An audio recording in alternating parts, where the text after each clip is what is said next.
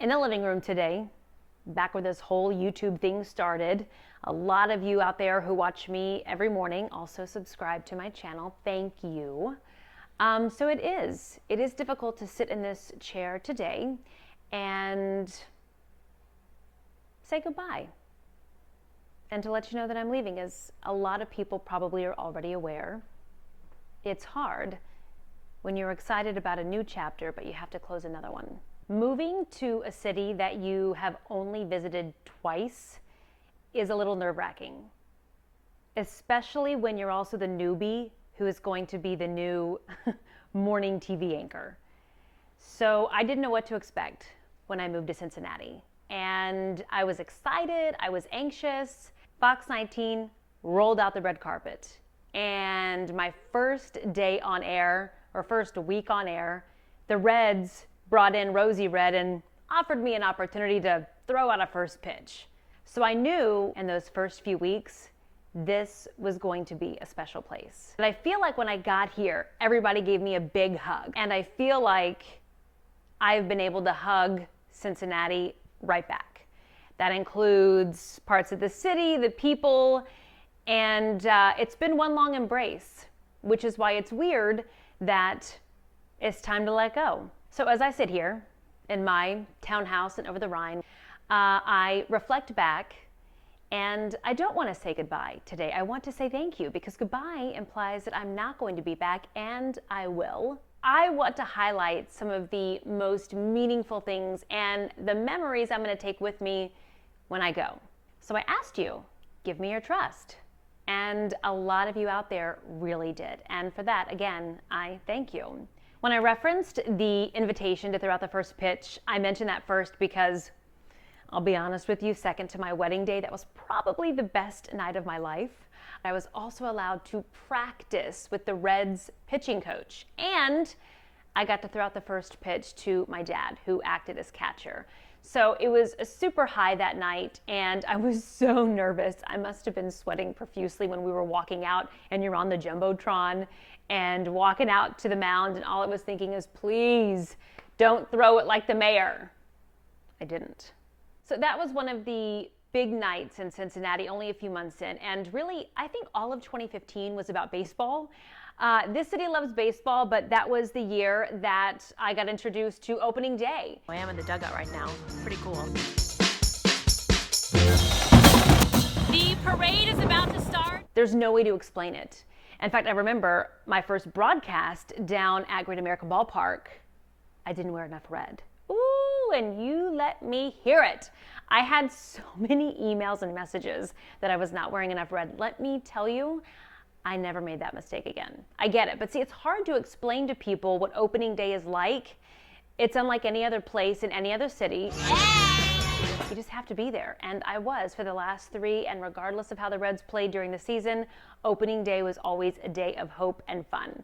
And then Cincinnati got to be on a national stage, and we hosted the All-Star game. That was cool career-wise because I'd never worn a headset before during a live broadcast. I know it's the little things, but regardless of how long I've been in TV, I still think a lot of that stuff is pretty cool. Everyone was excited for the All-Star game, but I think more importantly, everyone was excited to show off Cincinnati. I know I was. What's up? Yes, good to see you, man. Frank Marzullo and I had the opportunity to introduce Walk the Moon at Bunbury Music Festival, and that was intimidating. I mean, there were thousands of people who were yelling, not for us, but for all their hometown boys. They didn't want to hear us. They wanted to hear Walk the Moon. But that was so much fun to have the privilege to introduce those talented guys, and in their hometown. So these weird, unique opportunities that are thrust upon you in this really cool career, but on top of that, the fact that everybody was so welcoming every time I showed up at an event. You can't ask for more than that. I feel like that first year was all about being uncomfortable or getting comfortable with being uncomfortable. So I learned how to tap a keg as the Burgermeister in for Germania Society's Oktoberfest. That was interesting. I'd never even heard of a dirndl before, and now I own one. The whole ensemble. And I will tell you, if you are ever tasked with tapping a keg with a gavel, just keep your eye on the gavel and do not quit hitting until someone tells you to. That's the best advice I got for you. The first year I was in Cincinnati, I made a commitment to myself to say yes. I'm kind of a homebody. I don't mind being at home watching TV, hanging out with the dog. But I promised myself that I was going to say yes. I was going to get immersed in the city as quickly as possible. So I did for the first year, and many a times afterwards said yes to just about everything. Whether I was exploring East Walnut Hills during Walk on Woodburn, the countless events, free events that are going on at Washington Park. I swear that's Bailey and I's like home away from home. Dinner en Blanc up at the Cincinnati Art Museum, where you get to dress up and wear all white. It's pretty fancy. Becoming a member of the Contemporary Art Center. I didn't even know I liked contemporary art until I moved here, and there's this like world-renowned Contemporary Art Center. Kayaking in Loveland, bourbon tasting in Covington. Speaking of bourbon, by the way. It's really one of those towns where great breweries, you've got like urban wineries, like here in the city, not to mention cocktail connoisseurs left and right. So thank you for the introduction to that. And bourbon, mind you, which is now one of my favorites. So happy hour done right here. Okay.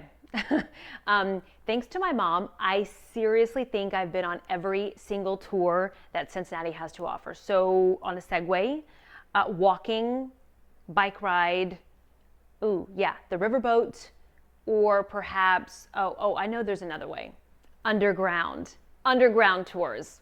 I've been on at least a handful of those. You have those big moments like throwing out the first pitch and tapping the keg and things like that for this huge crowd. So there are a lot of little moments that really add up to big memories for me here in Cincinnati. Every weekend, seemingly, there was something happening and something going on, and a lot of it had to do with you.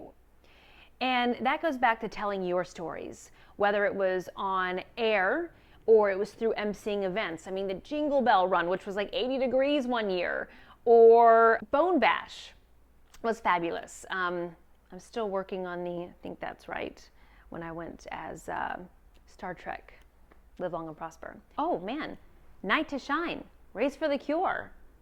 And there's so many spectacular things happening in the city that are helping our neighbors. And it was neat to tell those stories. And it was neat to be able to utilize what I do and kind of channel that into letting the public know what's happening around here and all the good positive things that are happening. I know people think news, doom and gloom, and a lot of it is, but a lot of it is not. And that's because of the people in your community, your neighbors, the people who live near you.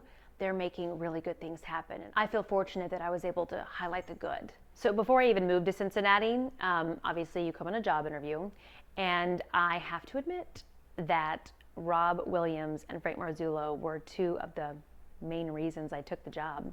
I had never been to Cincinnati before my job interview, so I didn't know what to expect, but I knew if I was going to be working alongside these two gentlemen that I would be in good hands. So, I don't know, from the huge introductions they would give me to people to taking me out and letting me explore the city that they've lived in for 10, 20 years, but I know they feel just like I do. They see the magic in it and the magic that's happening here. And they're like my big brothers. I say that because I am younger. And, we had a few squabbles. We're family. But for the most part, we just had a lot of fun, whether it was behind the scenes or actually on camera. So tell your boss about this study. Do you need a jacket? Oh, thank you, Frank. Can I have $10? Okay. Dan, you need anything? Here. He's ignoring my money request. Oh, there's a 5 in the pocket there. There you go. Oh, is there really? Anything that you actually saw on TV was real. And yes, we would spend weekends together, hanging out, going to do stuff. Rob and I actually traveled together, whether we're getting dinner or drinks or emceeing events. All of that was honest and genuine, and you don't always have that. Let you in on a little secret. It's not always going to have that magic. And so that was special. And I'll miss both of them very much. So thank you to Rob and Frank for winning me over. So my lesson that I want to leave with you is to say yes. Just say yes to getting out of your comfort zone, to events and activities, to people that you wouldn't normally engage with, to stretch yourself. Because while moving forces you to stretch yourself, being in the same place, that's the challenge. I felt like I was able to treat Cincinnati like a tourist. So I challenge you to be open to trying new things. Be open to new opportunities, because from there, other doors open. So just say yes.